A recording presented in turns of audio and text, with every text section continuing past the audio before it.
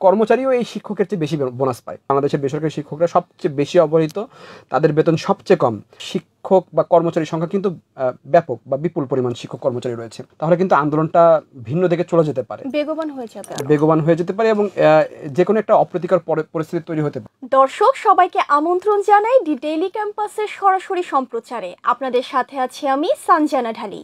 গত 12 ফেব্রুয়ারি থেকে জাতীয় প্রেস ক্লাবের সামনে অবস্থান কর্মসূচি পালন করছেন এমপিওভুক্ত শিক্ষা প্রতিষ্ঠান জাতীয়করণ প্রত্যাশী ঐক্যজোট। আজ মঙ্গলবার সচিবালয় অভিমুখে পদযাত্রায় লাঠিচার্জ করেছে পুলিশ। এর প্রতিবাদে সারা দেশে বেসরকারি শিক্ষা প্রতিষ্ঠানে কর্মবিরতি এবং জেলা ও উপজেলায় প্রতিবাদ কর্মসূচি পালন করবেন শিক্ষক ও কর্মচারীরা। জাতীয়করণ আন্দোলন তাহলে কোন দিকে যাচ্ছে, এ বিষয়ে কথা বলতে আমাদের সঙ্গে রয়েছেন শিহাবুদ্দিন ভাইয়া। ভাই, আপনি কেমন আছেন? আমি খুব ভালো আছি, আপনি কেমন আছেন? আমিও ভালো আছি। ভাইয়া, আমি তাহলে আপনার কাছে সরাসরি প্রশ্ন পর্বে চলে যাচ্ছি। আজ শিক্ষকদের উপর লাঠিচার্জ করা হয়েছে, এ বিষয়ে আপনার কাছে আমি বিস্তারিত জানতে চাই। আচ্ছা, দেখুন, আপনি যেমনটি বলছেন, গত 12 ফেব্রুয়ারি থেকে কিন্তু শিক্ষকরা জাতীয় প্রেস ক্লাবের সামনে শান্তিপূর্ণ অবস্থান কর্মসূচি পালন করছিলেন। তো তাদের সেই ধারাবাহিক কর্মসূচির মধ্যে আজকে তাদের একটা বড় ধরনের গণজমায়েত কর্মসূচি ছিল এবং তাদের পরিবারের সদস্যরাও এখানে উপস্থিত হয়েছিলেন অনেকে। তো তাদের নিয়ে তারা বেলা 12:30টার দিকে সচিবালয় অভিমুখে পদযাত্রা শুরু করে। তো তারা শান্তিপূর্ণভাবে মিছিল করছিলেন। মিছিল করা বা দাবি আদায় করা তো একজন নাগরিকের গণতান্ত্রিক অধিকার। তো সেই বাধায় হঠাৎ করে পুলিশ ব্যারিকেড দিয়ে দেয় মাধ্যমিক উচ্চশিক্ষা ভবনের সামনে, এবং সেখানে শিক্ষকরা যখন বিভিন্ন স্লোগান দিচ্ছিল তখন পুলিশ হঠাৎ করে তাদের উপর মানে ধাওয়া করে। এই ধাওয়ার এক পর্যায়ে আমরা দেখেছি একজন শিক্ষক বেশ আহত হয়েছে।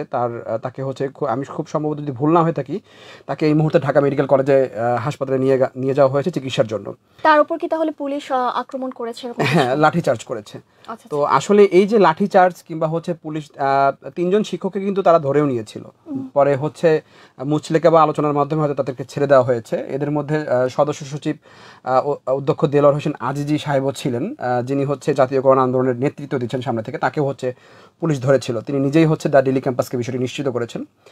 তো আসলে এই যে আজকের যে পরিস্থিতি তৈরি হয়েছে, এই পরিস্থিতির ফলে কিন্তু জাতীয়করণ আন্দোলনটা ভিন্ন দিকে চলে যেতে পারে। যেহেতু শিক্ষকরা এতদিন শুধু ঢাকায় কর্মসূচি দিত, তবে আজকে কিন্তু তারা কর্মসূচি ঘোষণা করেছে জেলা এবং উপজেলা পর্যায়ে। আপনি নিশ্চয়ই জানেন যে শিক্ষা প্রতিষ্ঠানগুলো দেশের 95% শিক্ষা প্রতিষ্ঠানই বেসরকারি শিক্ষা প্রতিষ্ঠান। তো তাদের শিক্ষক বা কর্মচারীর সংখ্যা কিন্তু ব্যাপক বা বিপুল পরিমাণ শিক্ষক কর্মচারী রয়েছে। তো তারা যদি আসলে ক্লাস বর্জন করে যদি রাজপথে নামে, তাহলে কিন্তু আন্দোলনটা ভিন্ন দিকে চলে যেতে পারে, বেগবান হয়ে যেতে পারে এবং যে কোনো একটা অপ্রীতিকর পরিস্থিতি তৈরি হতে পারে। যেহেতু জেলা পর্যায়ে তাদের আন্দোলনগুলো আরও কঠোরভাবে পালিত হবে বলে আমি জেনেছি। তো আসলে সরকারের উচিত হবে এই শিক্ষকরা যারা দীর্ঘদিন ধরে এখানে আন্দোলন করছে তাদের সাথে তাদেরকে এই আন্দোলন যেন আরও সামনে বেগবান না হয় কিংবা অপ্রীতিকর পরিস্থিতি না হয়, সেই ব্যবস্থা নেওয়া সরকারকে, এটা আমার মনে হয়। আচ্ছা, আপনার কাছে ভাই আমার দ্বিতীয় প্রশ্ন শিক্ষক ও কর্মচারীরা কেন জাতীয়করণের দাবি করছেন? তাদের এই দাবির যৌক্তিকতা কি? আসলে কি হবে তাদের এই জাতীয়করণ করে?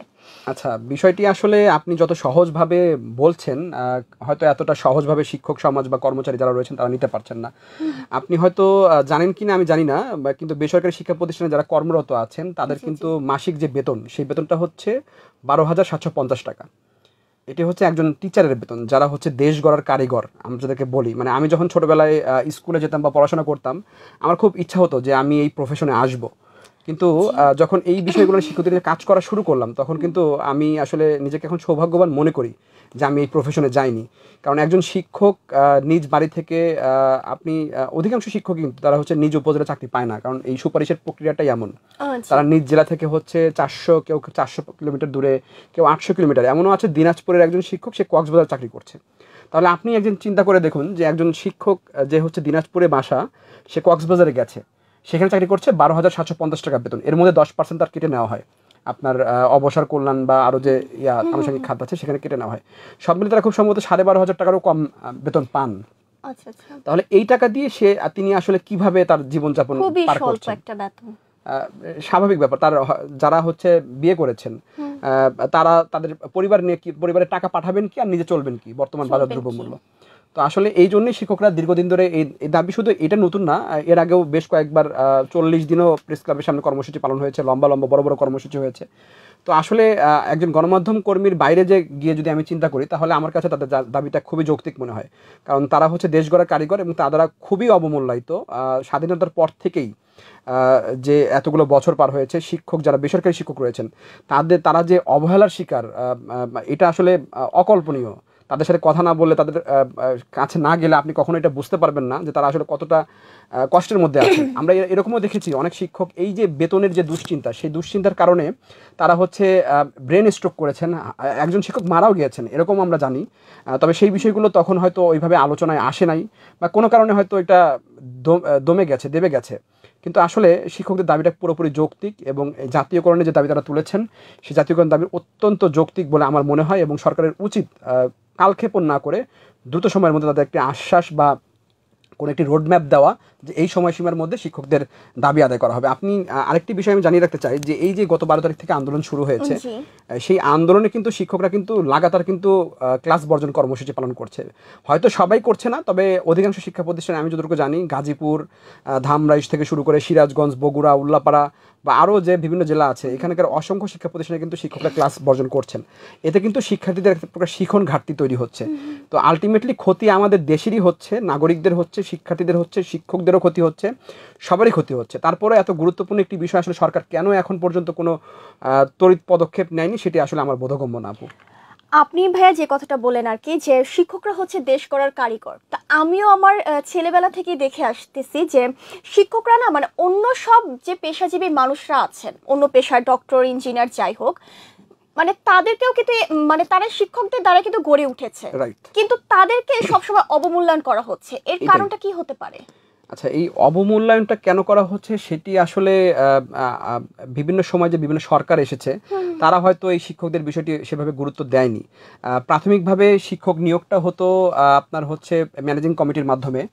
এখানে নানা প্রভাব খাটানোর একটা প্রক্রিয়া ছিল। তো আসলে ধারণা করা হয় যেহেতু শিক্ষকরা ম্যানেজিং কমিটি কিংবা হচ্ছে আপনার স্থানীয় নেতাদের সহযোগিতায় নিয়োগ পেয়েছেন, তো তারা তো বাড়িতে থেকেই হচ্ছে কাজ করতেছেন, তো তারা টিউশনি করায়, প্রাইভেট পড়ে একটা আলাদা ইনকাম হয়, তো তাদের আসলে বেতন বাড়িয়ে কী হবে, বৃদ্ধি করে কী হবে, এরকম একটি মনোভাব আমাদের আমলাতান্ত্রিক যারা আমলা রয়েছেন তাদের মনোভাবে এরকম একটি বহিঃপ্রকাশ আমরা বিভিন্ন সময় দেখেছি। তারা আসলে এই বেসরকারি শিক্ষকদেরকে শিক্ষক মনে করতে চান না। তারা মনে করেন যে এদের জ্ঞান স্বল্পতা রয়েছে, তারা হয়তো ফাঁকি দেয় ক্লাসে এসে, কেউ এসে হাতে লিখে বা হচ্ছে মুখস্থ করে এসে ক্লাসে পড়ায়, তাদের মেধা কম, এরকম একটি মনোভাব আমাদের আমলাদের মধ্যে রয়েছে। এই মনোভাবের কারণেই মূলত শিক্ষকদের এই যে স্বাধীনতার পরে 53 বছর 54 বছর চলে গেছে, তাদের বেতন অবমূল্যায়িত হয়ে আসছে সব ক্ষেত্রেই। আচ্ছা ভাই, আপনার কাছে আমার তৃতীয় প্রশ্ন হচ্ছে, শিক্ষকরা শতভাগ উৎসব ভাতা দাবি করছেন এই আন্দোলনের মাধ্যমে, এটা কতটুকু যৌক্তিক? আচ্ছা, শতভাগ উৎসব ভাতার বিষয়টি আমি আপনাকে একটু বলতে চাই যে আপনি নিশ্চয়ই ডেলি ক্যাম্পাসে চাকরি করছেন, সামনে হচ্ছে রোজার ঈদ আছে, আপনার এই রোজার ঈদের একটা বোনাস পাবেন আপনি। আপনার বোনাসটি আসলে কত টাকা হবে? আপনার নিয়োগপত্রে এরকম নিশ্চয়ই কিছু একটা লেখা ছিল। আমাকে যদি একটু কিছু মনে না করেন, আপনার মূল বেতনের সমপরিমাণ বা 50% এরকম আপনি হয়তো বোনাস পাবেন, এরকম কিছুটা লেখা আছে। তাহলে আমি আপনাকে এখন একটি বিষয় তথ্য দিতে চাই যে একজন শিক্ষক যে 12,750 টাকা যিনি বেতন পান, তার ঈদে বোনাস কত টাকা হতে পারে বলে আপনার ধারণা? আপনি জাস্ট একটু ধারণা করবেন যে তার বেতন 12,750 টাকা, সে কত টাকা বোনাস পেতে পারে, আপনি জাস্ট একটু ধারণা করবেন। 5 কি 6? আচ্ছা, আমি আপনার কথাটাই বলি। একজন শিক্ষক, আপনি ধারণা করেছেন যে 5 বা 6,000 টাকা কিন্তু সে বোনাস পাবে, কিন্তু আসলে একজন শিক্ষক উৎসব ভাতা পান 3,125 টাকা মাত্র। হ্যাঁ, এইটা হচ্ছে শিক্ষকের বোনাস। ইভেন যে কর্মচারী রয়েছে শিক্ষা প্রতিষ্ঠানে, সেই কর্মচারীও এই শিক্ষকের চেয়ে বেশি বোনাস পায়।